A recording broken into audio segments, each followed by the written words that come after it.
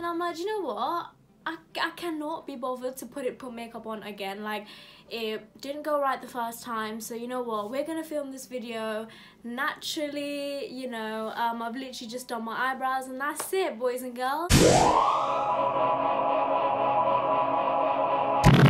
This video is basically going to be about a couple of ideas. Sorry, just had to burp there. Yeah, this video is just gonna be like a couple of ideas I'll suggest to you that will keep you occupied during this pandemic and the situation that we're in currently, because I know a lot of people are extremely bored out of their heads, which I mean, fair enough. It's a very uncertain situation for most people. I'm just out here trying to send positive vibes, trying to, you know, suggest to you as many things that you can do to keep yourself occupied. So you know what, let's crack on, boys and girls. First thing you can do is explore and expand on a hobby that you want to. So obviously everyone has like different hobbies, different interests that, you know, fascinates them. Take this time, this sweet time, to obviously pattern those hobbies. With certain hobbies it takes so long. For example, I love jewelry making. I know, a bit of a weird one. I'm literally so into that shit. Like, I'm not even trying to be funny, but I love it. But it takes so long because I actually make the pendants myself. I actually make the pendants out of resin, so like I literally make a whole jewelry out of scratch. If you want to see a video on that, I'll happily be able to do that actually. Just leave it in the comments below if you actually want to see how I make my jewelry. But like I said, I'm a bit beginner on that. But yeah, like I said, that's a subjective thing. Everyone has different hobbies, so take this time to, you know, build on that, be great at it, and yeah. The next thing you can do is definitely work on your physique, work on your body. Hey, just because you can't access a gym does not mean you can't work on your body. It does not mean you can't get to your fitness goal. Do you know what I mean? You can still do home workouts. You can still perhaps even invest in like gym equipment such as dumbbells, you know, resistant bands and stuff like that, and that will literally keep you going. It's better than not doing anything, trust me on that. The next thing you can do is either learn a new language or expand on the language that you are already kind of good at, I guess. I believe that no matter how good you think you are at a certain language, there's always room for improvement. So for me, I'm bilingual, so I do speak Nepalese and I do speak English. My Nepalese is a bit more shocking than my English, so I would want to work on that. I want to pattern that, and you know, I'm even gonna go as far as to say that I want to be able to learn how to read and write. I'd rather use that time to work on the language that, you know, I'm not the best at, be great at it before moving on to another language. And I feel like even with like learning a new language, like it's just really difficult to do. I'm not trying to put you off it or anything, but I just feel like if you really want to learn a language, right, if you really like the ins and outs of that language, I'm not just talking about a couple of words, like if you want to really learn a language, you genuinely need to be in that country for a while to pattern that language. Like if you really think Duolingo is going to help you learn French in 3 months, I just don't know. I just don't know. I don't want to criticize anyone because I know, you know, Duolingo is a massive thing.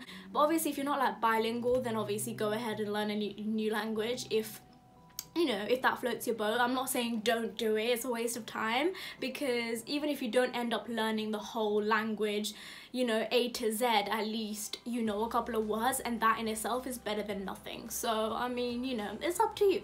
The next thing you can do is actually learn an instrument. Oh my god, like I've got my guitar sitting right there on the right hand side. I've been trying to pattern it, but it's just difficult, and it's just difficult. Firstly, I'm obviously a slow liner, but also, wow, I've burped 2 times in the space of like 5 minutes. That's saying something. So my fingers are very chubby and they're very short. So, you know, I'm trying to reach out to these strings, yeah, and I just won't be able to reach out to these strings without actually pressing the other strings. And obviously when I strum, it just sounds awful and it just doesn't sound right. So I feel like if I had a little bit of a longer finger, it would definitely be in my favor. I don't know if I'm just making an excuse right now, but honestly I find it so difficult. But anyways, whatever sort of instrument it is that you want to get into, you know, you don't have to start off with like a really difficult instrument. You can literally start off with like a recorder. Oh my god, recorders, man. Honestly, year 6 music lessons, oh, that brings back memories, let me tell ya. And the next thing you can do is actually start a YouTube channel, because I feel like now is probably the best time you can start like a YouTube channel. I just feel like obviously because we have so much time on our hands, like if you are intending on starting a YouTube channel, you're more likely to be consistent at it rather than just like neglecting it. So you can definitely use that time to build your channel, you know, and just film what you want. It's great time pass as well, I guess, but like I said, that's not everyone's cup of tea. It does take serious courage and serious confidence to actually start a YouTube channel, and I get that. So if that's not your cup of tea, it's okay. If YouTube is not your cup of tea, you can even start on like a business, like making things and selling them. That's what I'm actually thinking about doing with my jewelry and stuff that I'm making. But if I feel like my jewelries are like pretty good, then obviously I will get onto that. But as of now, because I'm a beginner, I'm not gonna toot my own horn on the whole, you know, sort of business thing. But yeah, let me know if you'd be interested in that, like, you know what I mean? Like, I think that'd be interesting. Another thing you can do is like literally transform your room. I feel like that is such a good idea. Like obviously you can literally like paint your room or like move furnitures around, bring like a couple of bits and bobs to kind of like spice up your room and almost make it like a whole new room. That will take you quite a lot. It's like a work in progress. It's not something that's just going to be done overnight, and I feel like that in itself is time pass, you know, and you'll just get a new room out of it. Like, why the hell not? Obviously with me, I'm going to uni and I'm probably going to live there, so I don't really see the point in like transforming my room. But if I wasn't, or if I wasn't like moving out or anything, I'll best believe this room would be like a new room, like honestly.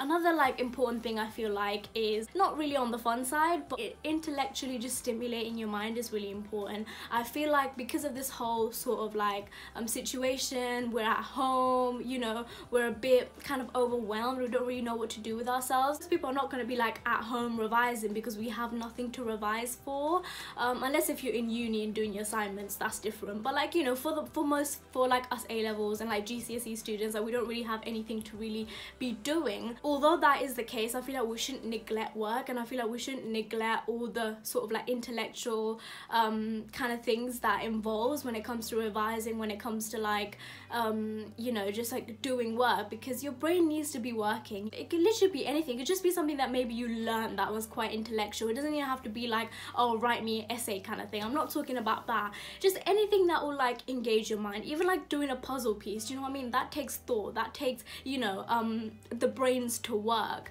So just find tasks that, you know, will intellectually stimulate your mind. It can even be like the board game Scrabble. Like Scrabble is actually such a fun game to play. It's fun, but you're also learning something because, you know, you're using your brains to like form these words and everything.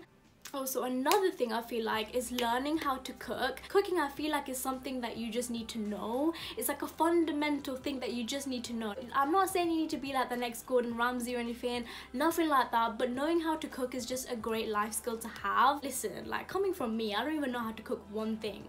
The only thing I know how to cook is like pancakes. And even that, I still have to go on YouTube to search up the recipe. Like, it's that mad. I feel like it's just a good time to kind of just, you know, get your cooking skills on and, you know, just chef it up. Do you know what I'm saying? Like, yeah. Another thing you can do is, this is mainly for the ladies. I feel like it kind of like, it's kind of like going back to the hobbies point of view, but like just play with makeup. I feel like, now is just the best time to explore with makeup. Like honestly, doing bold eye looks, you know, like, you know, just experimenting with it, I feel like is such a cool thing, because I feel like we don't always get to do that, and we always don't get the time to just experiment with makeup, you know, see what works for us, see what doesn't. I feel like we don't always get the time to do that, and now is like literally the perfect time to like get on that, do you know what I mean? Another thing to do is kind of like still try to maintain your social life. If you are kind of like living on your ones, you know, you're by yourself, try and FaceTime your friends, you know, or your family, or whatever it is, do you know what I mean? Like, of course we can't go out and like link them and like, you know, have a good time and go out for drinks and food. Like, that's not an option. That doesn't mean you should neglect your like social life. Just still be in contact with your family. I mean, it goes without saying, doesn't it? Even bring up people that you maybe necessarily don't talk to on an everyday basis, do you know what I mean? Like, see what they're doing, see what's up, see what's popping, because I feel like this is just such a lonely time for most people. So finding comfort in other people, even if it's through FaceTime or Viber or Skype or WhatsApp or whatever it is, do that, do you know what I mean?